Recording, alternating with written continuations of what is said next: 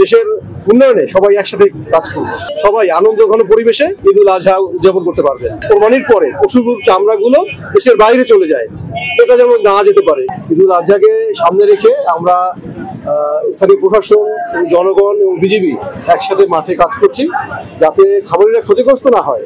সেই জন্য ভারতীয় গরু যাতে না আসতে পারে আমরা সীমান্তে কড়াকড়ি করছি এবং এর মধ্যে দেখতে পেয়েছেন বাজারেও আমরা রাউন্ড দিলাম, এখানে ভারতীয় গরু নেই, যে কারণে খামারিরা ন্যায্য মূল্য পাবেন আমরা বিশ্বাস করছি।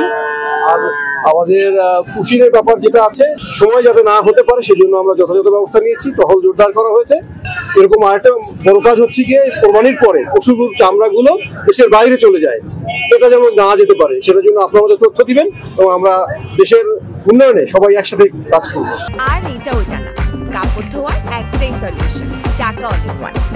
আমরা আমাদের প্রতিটি ইউনিয়ন এবং ওয়ার্ডে আমরা স্থানীয় কমিটির সাথে কথা বলছি, যেখানে ঝুঁকি আছে সেখানে বাড়তি টহল দিচ্ছি এবং আমাদের স্ট্রাইকিং ফোর্স রয়েছে। এছাড়াও আমাদের দৃশ্যমান এবং অদৃশ্য দুই ধরনের টহল চলমান আছে। আশা করছি সবাই আনন্দঘন পরিবেশে ঈদুল আজহা উদযাপন করতে পারবেন।